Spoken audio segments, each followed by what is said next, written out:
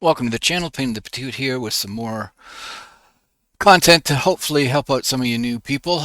Um, I know this game's dropped on Steam, and I'm sure there's some people who bought it from there and just starting to play. This may not be of much interest to people who have played a bit before, but I thought I'd help out, or because I needed help when I started, help people out. Okay, so uh, there was a tutorial right at the start of the game, which I thought was about the most useless tutorial I've ever seen, other than how to play the recordings and how to jump over a barrier. It didn't really tell you much what you were supposed to do, which, Tarkov is a no hand holding game. You have to figure it out yourself. But, anyway, so let's go back here. This is the start screen from Escape from Tarkov. Of course, you can exit. There's hideout.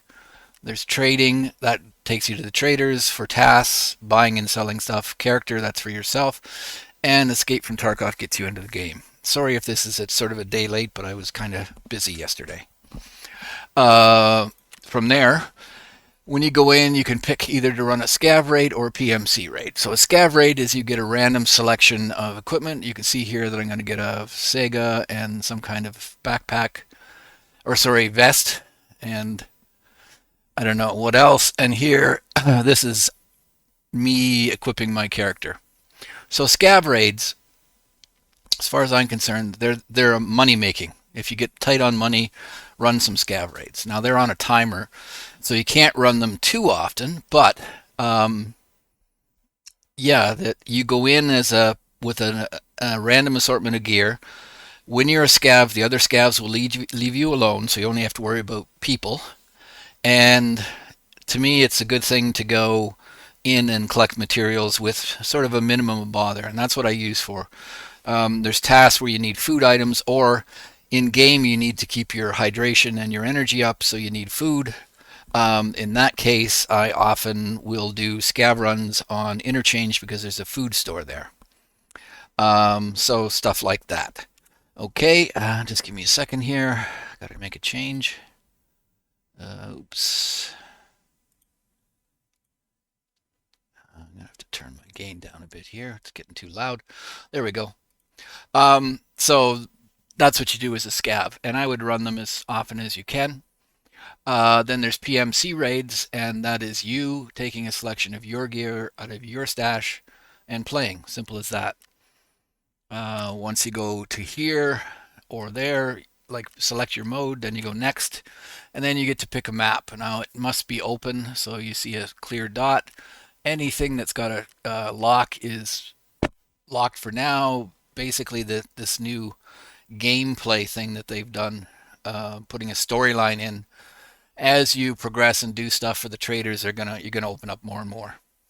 Let's go interchange. So then you get to select a time period, and it's basically separated by 12 hours. So either 1600 hours, which is 4 o'clock in the afternoon, or 04, which is 4 a.m.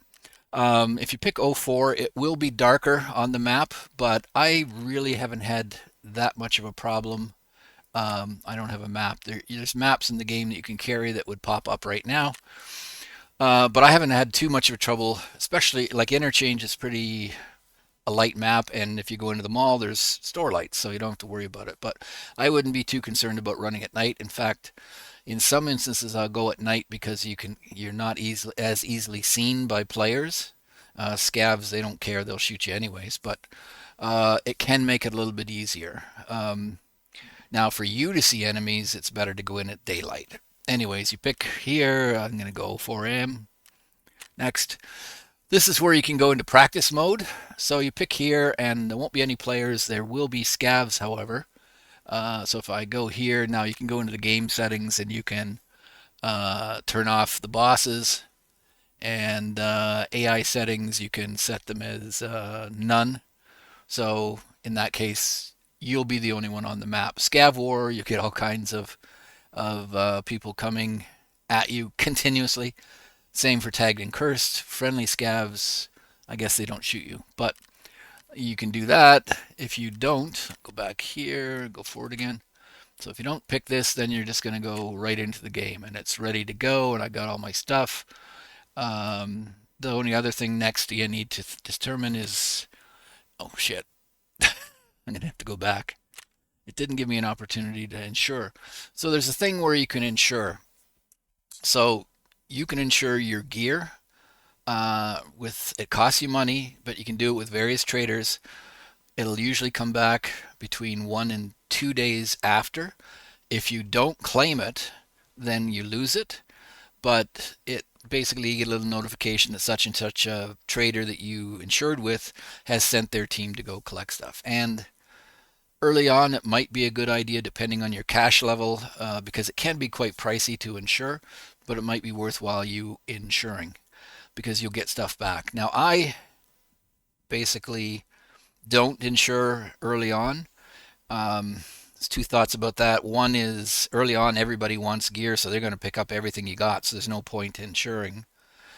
If you die to a scav or someplace where you don't get looted by a scav and or players, then if you've insured it, you get it back.